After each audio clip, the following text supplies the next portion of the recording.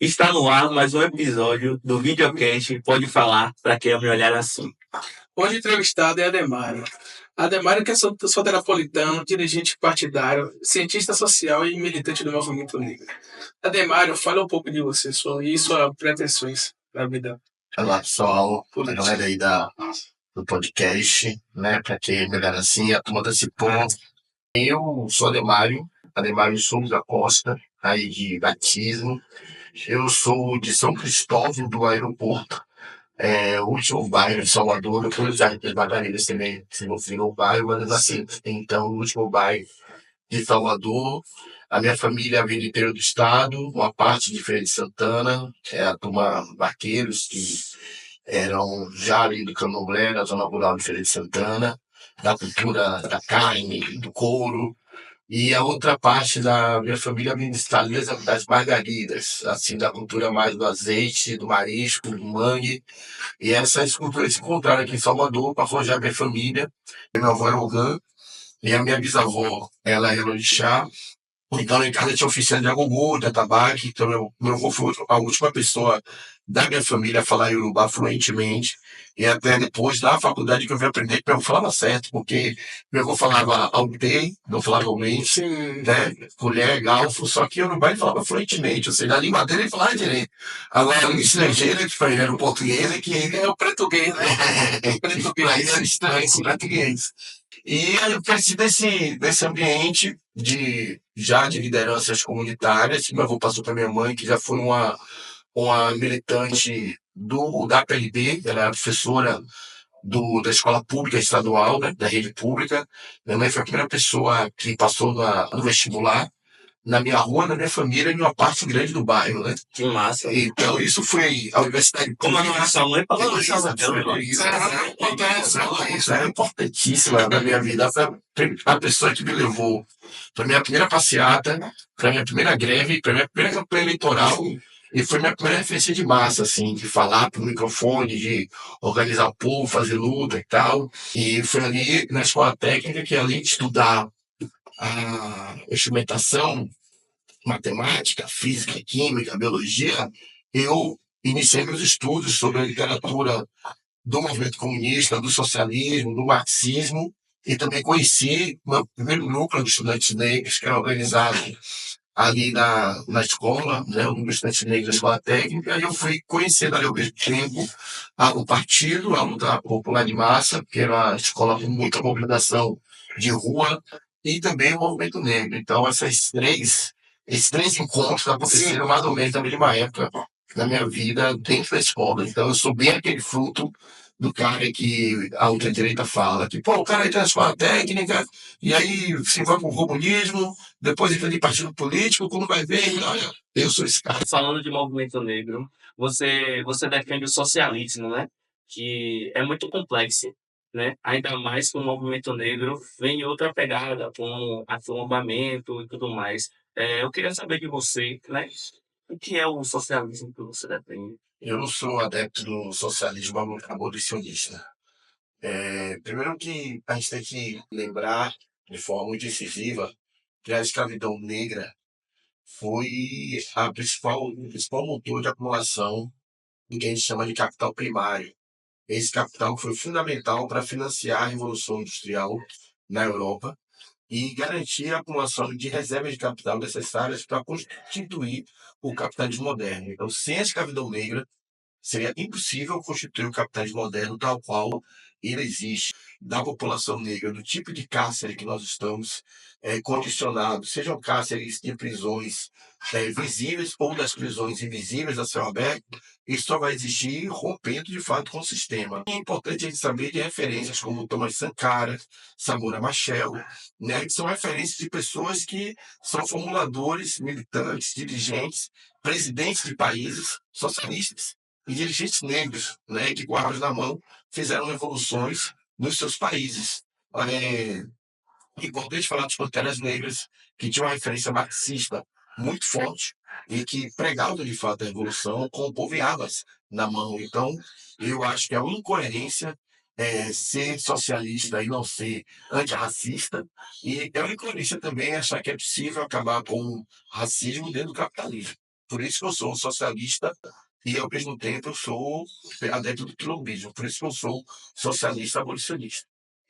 Interessante você falar do quilombismo, que a Bíblia do Nascimento, que vem dentro da perspectiva até do pan-africanismo de Marcos Garvey, tem aquela questão também da sobreposição, né? Que sobrepõe a classes e a raça. Né? E há um complexo nisso, entendeu? Quando a gente fala do socialismo em si, quando a gente tem uma figura branca como Marx, no centro do universo, tem outros lutadores negros e África que foram esquecidos, entendeu? Então existe uma insuficiência histórica que não é passada na universidade, nem na escola. Uhum. Então eu queria se imaginar o que você acha disso, dessa Então, é importante a gente compreender que a historiografia oficial esconde muitas coisas dos nossos estudos. E a própria academia ela tem um olhar muito enviesado nas formulações, tanto na formulação do movimento negro, como na formulação também do estudo socialista. A gente estuda muito pouco Angela Davis na academia. A gente estuda muito pouco as experiências da literatura negra no Brasil. Lélia Gonçalves é muito pouco estudada. As teses fundantes do MNU, que são as teses raça e raça, raça e classe, raça e revolução, são as três principais teses que fundaram o movimento negro unificado. Em todas elas, nós vamos encontrar as referências em que raça, classe e gênero elas não estão sobrepostas. Na verdade, a gente vai encontrar o termo de como elas estão embrincadas. Fazer com que nós estejamos separados, fazer com que mulheres negras e homens negros estejam separados, não compreendam a interseccionalidade entre as suas opressões, que brancos pobres se considerem também uma situação superior à população negra e, portanto, não entendam como a exploração de classe também nos atinge, como também nos atinge. Então, nós teremos que romper essas paredes que nos separam para construir uma grande aliança entre mulheres, homens pobres, brancos pobres, mulheres negras, homens negros. E o que nós estamos assistindo nos últimos anos é justamente as nossas separações, ao ponto que mesmo na comunidade negra, homens E mulheres têm estado separados na luta, cada vez menos irmanados, e a nossa condição tem sido a condição, de fato, de uma comunidade que está segregada dentro da sua própria luta. Então, eu acho que é importante que nós, como pessoas negras também, compreendamos que, de fato, no território chamado Brasil, não existirá a possibilidade da transformação da sociedade enquanto a gente não combater a principal chaga que organiza o capitalismo no Brasil, que é a questão racial. Né? É um país que foi erguido sobre o sangue e o genocídio dos povos originários, nossos irmãos indígenas.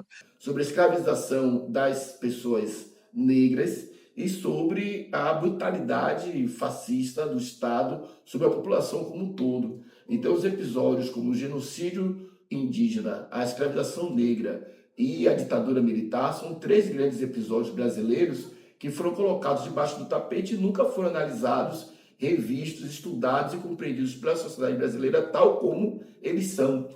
E é isso que permite, por exemplo, que a gente tenha hoje fenômenos como o bolsonarismo, como o Pablo Marçal, porque a parte da sociedade brasileira compreende que o crime compensa. Por isso que eu sou socialista e, ao mesmo tempo, também, com toda certeza, sou antirracista e sou adepto, de fato, do abolicionismo, né? Porque se a gente não constituir um socialismo abolicionista, em que as pessoas negras, em que a comunidade indígena, os trabalhadores, peguem em suas mãos e dirijam o processo de luta e de transformação da sociedade, também ele não acontecerá. A luta também, a evolução, não acontecerá no Brasil se ela não for feita por LGBTs, por mulheres e por pessoas negras.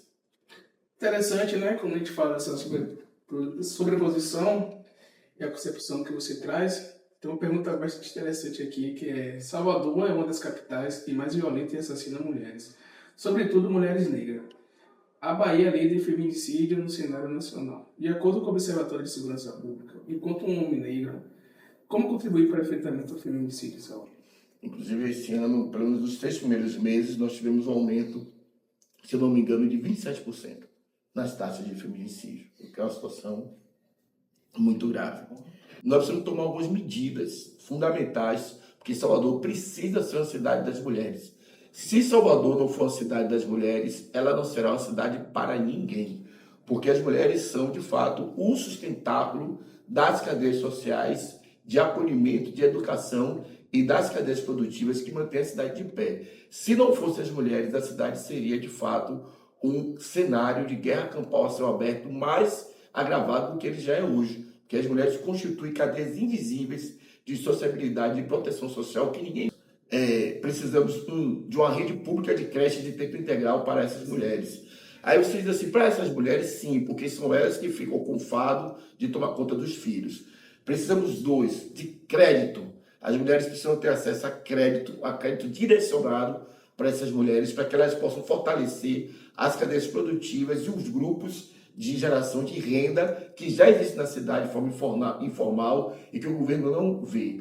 3, precisamos de um sistema de formação profissional e oficinas de qualificação para essas mulheres, para que elas possam abrir empresas. Eu estou falando de empresas, sim, porque as mulheres precisam ter acesso à possibilidade de transformar os seus arranjos produtivos em bens que possam ser comercializados, vendidos e alimentar essa cadeia produtiva, e elas precisam ter acompanhamento jurídico específico. Portanto, eu defendo, em uma mão, um programa de educação voltado para as crianças e principalmente para as crianças atípicas, e 2, defendo um programa de formação, qualificação e incentivo ao empreendedorismo feminino para que essas mulheres possam se libertar, porque hoje, da forma que elas estão vivendo em prisões ao céu aberto, porque elas são responsáveis por tudo, sem nenhum tipo de assistência para poder se desenvolver. O candidato, como é que você vai trazer empresas para dentro das comunidades, sendo essas comunidades violentadas tanto pela polícia, tanto pela mídia? Como a gente vai trazer renda, empresa, para dentro das comunidades? E para as mulheres, né? Principalmente. Eu defendo que as mulheres possam abrir suas empresas. Sim. Salvador não vai ser mais uma cidade industrial. Então, essa ideia da indústria que vai chegar e vai gerar emprego, ela está defasada, ela não condiz com a realidade da cidade. Salvador é uma cidade que a maior parte do seu PIB per capita vem do setor de serviços, né? Mais de 60%. E dentro do setor de serviços, os principais setores responsáveis pela geração de renda na cidade é o turismo e a cultura. Em segundo lugar, vem o comércio. Então, o que a gente precisa fazer, na verdade? Fazer com que essa capacidade inata da cidade de gerar emprego a partir do turismo, a partir da cultura, a partir do comércio, seja valorizada. Esse ano eu participei da elaboração de 2 editais nesse sentido. Um edital chamado Inventiva e o outro chamado Azeviche. E a gente vai fazer o quê?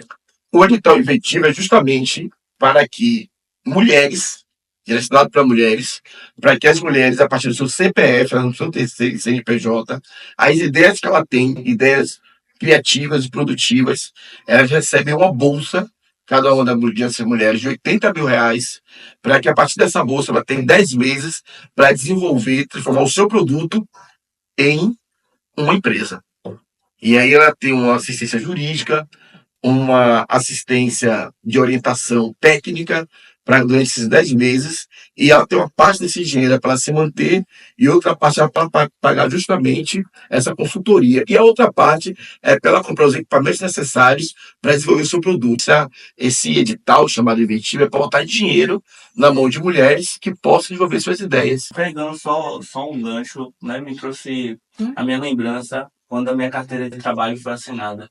Tipo, como é importante para os jovens periféricos e para o jovem preto, quando a sua carteira de trabalho é assinada. Você estava falando sobre as mulheres e tudo mais, mas a maioria dos jovens, principalmente os homens pretos, periféricos, não tem a sua carteira de trabalho assinada, não tem como levar o pão de cada dia para dentro de casa, saca? Isso não afeta, isso afeta também a autoestima, né? Eu só fui me entender como homem quando eu tive a minha carteira de trabalho assinada, quando eu fiz a primeira compra ali dentro de casa, né? E a falta de emprego é algo muito forte, muito impactante que tá aqui na Bahia, saca? Aqui em Salvador. Salvador é a capital do desemprego no Brasil. Do emprego, Do desemprego. do desemprego. Salvador é a capital onde tem mais pessoas desempregadas no Brasil. Que é onde a maioria das E a maioria das estão. pessoas são jovens, Hum. e são negras e são pobres.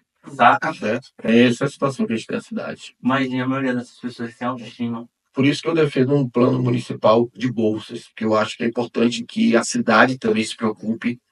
São é a segunda cidade mais endividada do país também, das capitais. Só perde para São Paulo.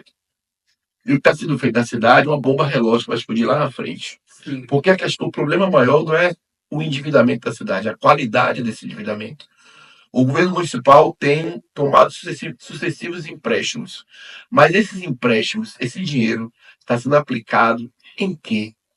Ele está construindo uma cadeia produtiva que faça um ciclo virtuoso, que lá na frente a cidade possa acumular arrecadação para poder pagar esse dinheiro que está sendo tomado agora, ou a cidade está investindo em um tipo de acumulação de capital, de eventos sazonais, que ao final do processo, pouco se acumula para a cidade. Investir no evento sazonal como a principal forma de geração de renda na cidade, o resultado disso é que a maior parte dos empregos gerados por esse tipo de política pública são empregos que são da base da cadeia produtiva, com as pessoas com menor escolaridade e com menor rendimento.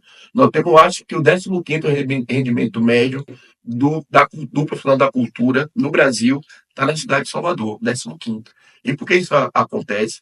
Porque não existe uma ação estruturante da prefeitura do ponto de vista de formar a cadeia produtiva, fortalecendo os fazedores de cultura, os trabalhadores da cultura, fortalecendo empresas da cultura, empresas populares de cultura aqui na cidade, para que a gente possa se apropriar desse patrimônio, que a renda gerada pela cultura da festa, ou pela cultura do entretenimento, ou pela própria cultura em si, ou pelas linguagens artísticas, possa ser voltada tanto para as comunidades como para as pessoas que fazem a cultura. Isso não existe. Quando essa cadeia produtiva ela vai cessando e chega nos estratos que geram mais riqueza, você vai perceber algumas coisas. Primeiro, que vai aparecer bastante gente que não é da Bahia. E segundo, é que a cor das pessoas da cultura vai mudando. Até que quando você chega no topo de quem faz a cultura aqui, ganhando dinheiro com a cultura, a maioria das pessoas são brancas.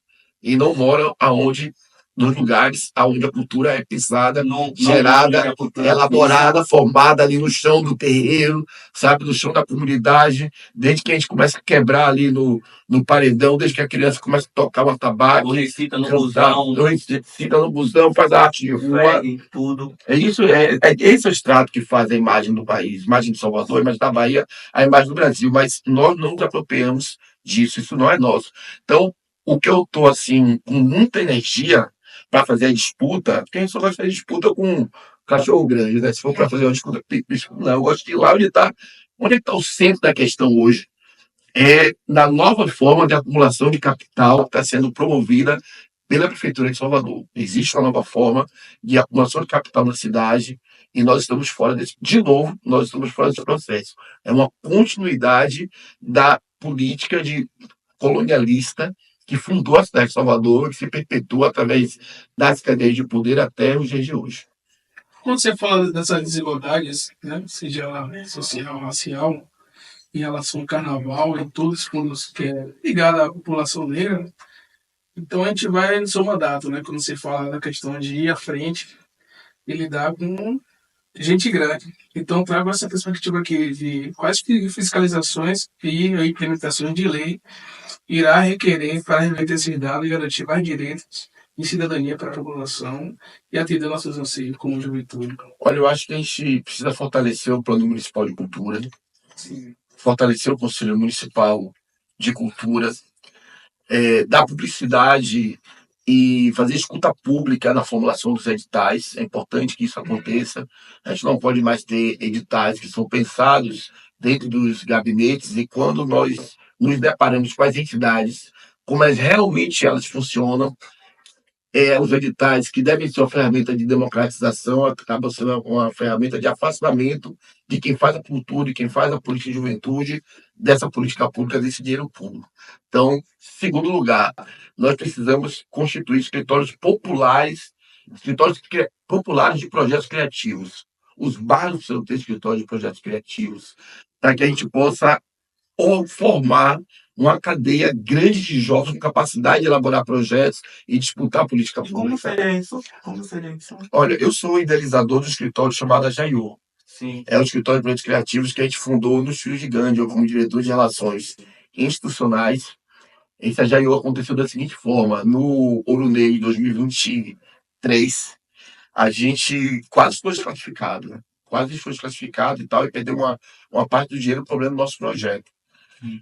Aí, quando eu fui conversar com o secretário de Cultura sobre esse assunto, ele me mostrou uma gama de entidades negras com vários problemas, e não só no Ouro Negro, mas também em vários outros editais da cultura. E esse eu formulei: vamos fazer também um escritório desse na capital, na cidade, com os movimentos sociais da cidade, mas vamos fazer um escritório para quê? Para preparar as entidades da cultura negra, foi esse o objetivo que eu tive, para que elas possam, através de oficinas de formação, se preparar para disputar editais e também formular políticas públicas para disputar com o próprio governo. Essa rede hoje, para encurtar a história, ela se adensou, a rede constituída por esse escritório de projetos. Claro que experiências como a Cipó também nos influenciaram bastante, né? E hoje essa rede é composta pelo Terceiro House, pela AGES, a Associação de Estudantes de Salvador, pela UES, pelo Coletivo Essência Preta, pelo Centro Cultural Que Ladeira é Essa, pelo Balé de Balé, pelo Afonso Filho Gigante, pelo Bloco Afro Os Negões, pela Casa de Capoeira do Pelourinho e pela Banda de Dados. Todo mundo está junto, numa rede poderosa, organizada, disputando projetos, organizando. Salvador tem um dos transportes públicos mais caros do Brasil e apresenta uma frota de ônibus de péssima qualidade com horários que acostumam a atrasar. Aos poucos, os ônibus com ar-condicionado vêm apresentando pingueiras e filtrações internas. Enquanto o vereador, vendo esta situação de irregularidade, quais projetos e ações que o seu mandato propõe e fale um pouco sobre a retirada do trem do subúrbio. Vamos lá. São algumas questões importantes. Nós precisamos retomar em Salvador, e isso o meu mandato terá total disposição e será uma linha central, a capacidade de organizar lutas populares e lutas de massa. O transporte sempre foi um alvo, sempre foi um motivo para a gente sair às ruas, para se mobilizar. Tudo que nós conseguimos do ponto de vista de melhorias na nossa condição de mobilização ou de mobilidade foi através de mobilização social. Foi através do quebra-quebra, da revolta do Buzu, das lutas pela meia passagem, pelo passe livre, as lutas estudantis que eram gigantescas na capital baiana e que iam dobrando com o tempo os empresários e arrancando direitos, conquistas. É preciso que existam linhas alimentadoras. Nós temos o metrô é uma grande obra importante, ele vai aumentar de tamanho, ele já está chegando a Águas Claras e depois ele vai ser construído até a Barra, né? Vai ter uma nova estação que vai chegar no Campo Grande, depois até a Barra. Nós teremos o VLT, eu vou falar sobre isso daqui a pouquinho para falar sobre a questão do trem do subúrbio, mas a prefeitura precisa cumprir com o seu papel de alimentar o metrô. Alimentar o metrô com linhas que saiam dos fins de linhas dos bairros até as estações de metrô mais próximas, para aumentar, inclusive, o número de passageiros que entram no metrô e garantir essa conexão. E as linhas interbairros precisam ser retomadas também, porque ao suprimir a quantidade de linhas, centenas de linhas de veículos, o que está acontecendo é que as pessoas estão confinadas em seus bairros e muitas vezes estão tendo acesso, sem ter acesso à praia, sem ter acesso ao centro da cidade, sem ter acesso a espetáculos de lazer, aos shows, a estruturas de saúde, educacionais e de cultura. Isso é gravíssimo. Então, a minha proposta é retomar um projeto que garante que as linhas alimentadoras serão feitas dos bairros, dos seus fins de linhas, para as estações de metrô e garantir linhas de ônibus que conectem os bairros. E agora, isso só vai acontecer se a gente organizar um grande movimento popular e popular de massa para pressionar o poder público, porque a força empresarial, conectada com a submissão da Câmara de Vereadores e com a conivência do Poder Executivo, ela garante que os empresários todos os anos possam manter os seus lucros, que os trabalhadores sejam demitidos e que a população fique sem o seu serviço, já que as linhas de ônibus são concessões públicas e não propriedade privada das empresas de ônibus. Mas candidato, tipo, quando ficar pronto? Quando, tipo... E se não ficar pronto, saca? Tipo, o que vai acontecer?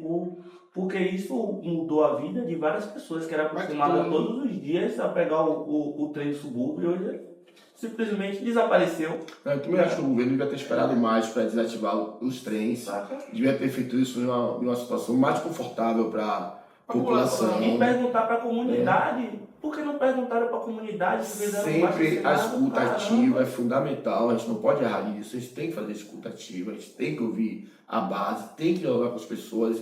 Qualquer decisão administrativa, ainda mais quando ela vai impactar milhões de vidas, tem que ter muito aprofundamento de conversa e de diálogo para essas decisões serem tomadas. Eu acho que foi muito rápido, sendo que a gente não tinha ainda certeza da construção do VLT. Hoje é diferente, né? Foi derrotado o monotrilho, eu acho que foi importante a pressão dos movimentos sociais contra o monotrilho também, e o VLT já foi lançada a licitação, já as empresas já disputaram, estão disputando a licitação e essas obras vão começar. Então, sobre isso já é outra, esperemos de fato outra realidade, mas eu concordo, eu acho que a pressa nesse caso aí foi bastante inimiga da perfeição, né?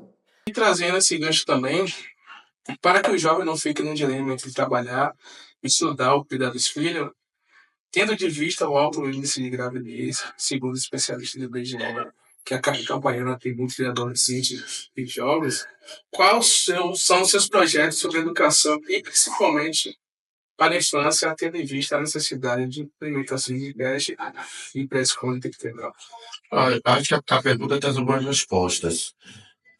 Não ter creche de tempo integral, não ter escolas preparadas para receber as nossas crianças especiais, não ter um espaço de sociabilidade e convivência que dê conforto às mães atípicas, não ter um programa de qualificação e formação profissional, não ter um programa de crédito direcionado às mulheres e às pessoas de baixa renda.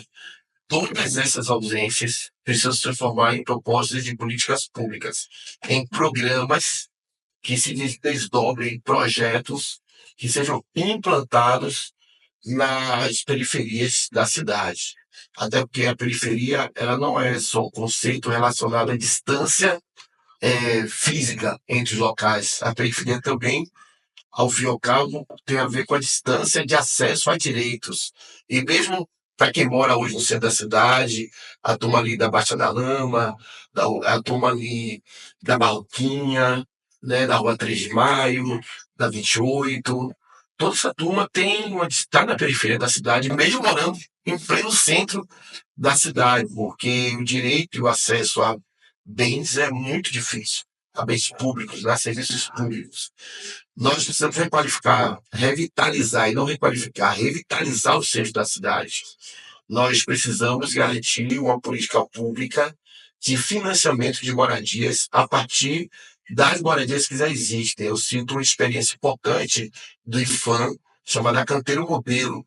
Que é o que o Canteiro Modelo? É capacitar as populações que já habitam em imóveis, que são imóveis do patrimônio histórico, para elas mesmas possam reformar e depois cuidar desse patrimônio. Uma outra questão importante, quando a gente fala de patrimônio de centro e periferia, é compreender que o principal patrimônio de uma cidade é o seu povo. Né? E esse patrimônio é imaterial. E esse conceito de patrimônio imaterial nos remete a compreender que povo, cultura e território são três elementos que estão completamente imbricados, dialogam entre si, e não existe território sem a proteção do povo através da sua cultura.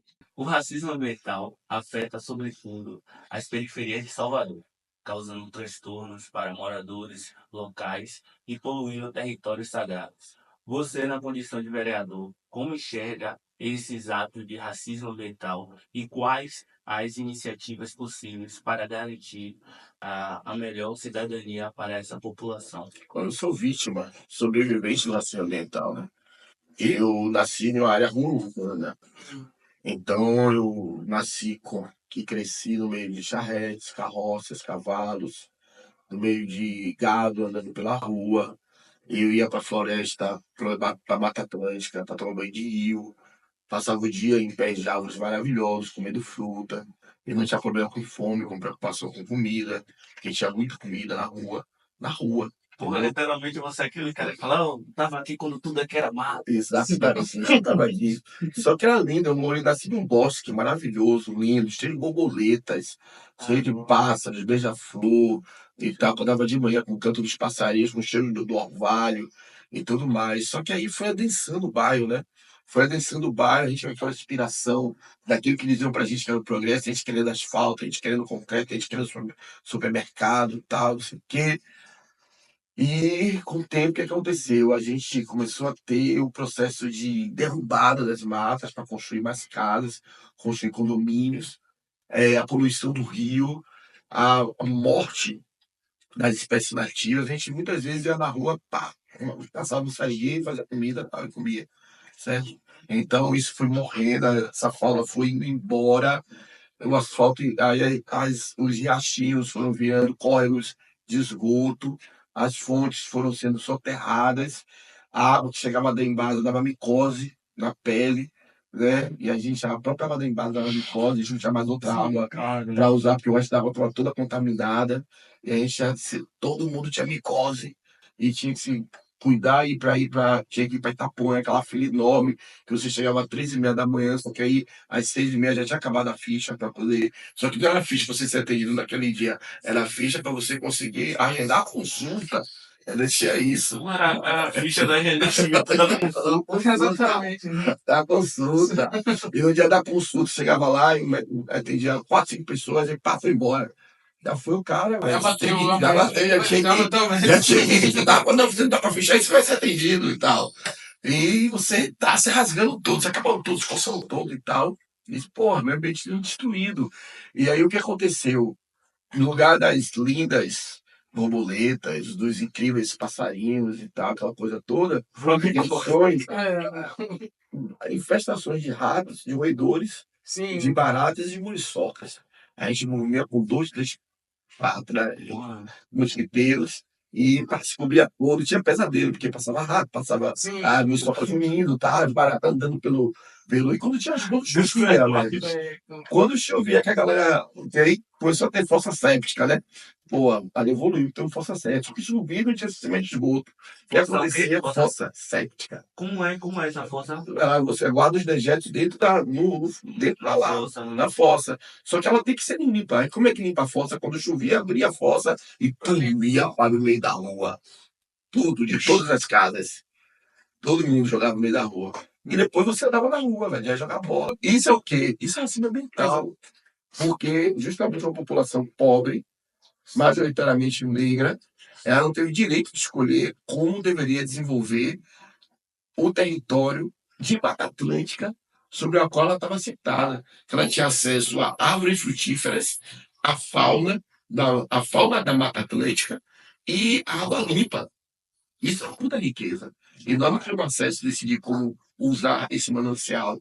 Ele foi sendo destruído e reorganizado a partir dos interesses do capital imobiliário especulativo e da ideia de desenvolvimento da cidade que foi sendo aplicada de cima para baixo sobre a gente.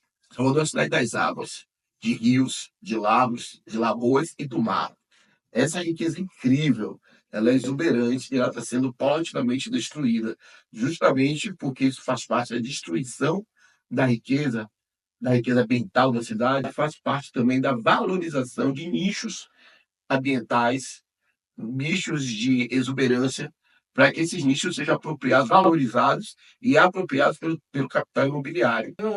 Essa questão do racismo e trazer também para a juventude, né? Que ser jovem é um desafio em Salvador. Pouco se tem em política pública em ação ao apoio à juventude. Enquanto vereador, sobre a efetivação de política pública para a juventude periférica e preta, o que pretende fazer, já que essa pauta não dialoga estrutural com as nossas reivindicações e a falta de secretaria de juventude, né? Não existe. Nós precisamos também de um plano municipal de juventude, um plano efetivo. Precisamos que as conferências sejam espaços também de elaboração de políticas e de consultas para a juventude, de fomento também do controle social das políticas públicas. Eu acho que algumas coisas são fundamentais. Primeiro, eu acho que o estágio precisa ser regulamentado no município, precisa ter uma adequação do estágio ao Plano Nacional de Estágios. Segundo, precisa ter uma política de permanência da juventude na sala de aula. Então, nós precisamos de um plano municipal de assistência estudantil. Terceiro, nós precisamos de uma política também de formação da juventude e valorização do primeiro emprego. A gente não pode exigir que o jovem tenha experiência se ninguém lhe dá a oportunidade. Então, é importante que tenha uma política de valorização do primeiro emprego, dialogando com as empresas e garantindo cotas de jovens, que aqueles possam entrar, de fato, no mercado de trabalho. E também o governo municipal precisa financiar o tempo livre da juventude. A juventude tem um tempo livre e esse tempo livre é um direito. Para fazer isso, é preciso fazer de forma estruturante. E não se faz isso alimentando as mesmas cadeias ou conglomerados ou cartéis culturais que existem na cidade. Vai ter que quebrar essa hegemonia e dividir esse bolo. Aí que mora uma das questões centrais da disputa de poder em uma cidade como Salvador. É porque um dos grandes monopólios da cidade é o monopólio da cultura, das linguagens e do entretenimento. Esse monopólio que está completamente conectado com o monopólio das empresas de turismo e com o mercado fonográfico, ele forma um grande cartel que domina a cidade, que orienta a cidade e que se organiza para não perder a sua capacidade de dirigir os rumos dessas políticas públicas. Quando a gente fala em popularizar essas políticas, a gente fala de tirar da mão de quem está e botar na mão de mais gente. Então, o que eu defendo para a juventude é um conjunto de políticas públicas que financiem a juventude para que ela possa ser e serem políticas inclusivas, para que a juventude se sinta incluída na sociedade e participante também da construção de uma nova realidade. Massa. Foi a última pergunta, foi? Não. Essa aqui, né? A última pergunta é: por que a juventude deve votar em Ademar? Então, a juventude deve votar em mim porque eu sou uma pessoa da luta popular. A minha história toda foi constituída da luta da juventude, da educação e da cultura. E alguém como eu na Câmara de Vereadores não é Ademário na Câmara de Vereadores. Se quando eu subi aquelas escadas, sobe comigo a Associação de Grêmios Estudantes de Salvador, a União Estadual de Estudantes, os Filhos de Gandhi, a Banda de Dar, o Terceiro Round, a Turma do Break, do Grafite, a Casa de Capoeira do Pelourinho. Sobe comigo também os Negões, o Malê de Balé, sobem as mulheres, mães atípicas, ou seja, entrar na Câmara não é para apenas legislar e fiscalizar o executivo, é mais do que isso. E isso é importante, mas a gente vai estar lá também para balançar a roseira e fazer muita luta popular. Você vai com bonde. Exatamente. Porque senão não dá. Senão os interesses você vai enfrentar. Sozinho não. Sozinho. Mas obrigado a você pela participação. Esse é mais um episódio do podcast. Muito obrigado. Porque a conversa foi muito boa. Muito obrigado, galera. Valeu, obrigado. Salve aí, galera. Eu vou estar toda sua.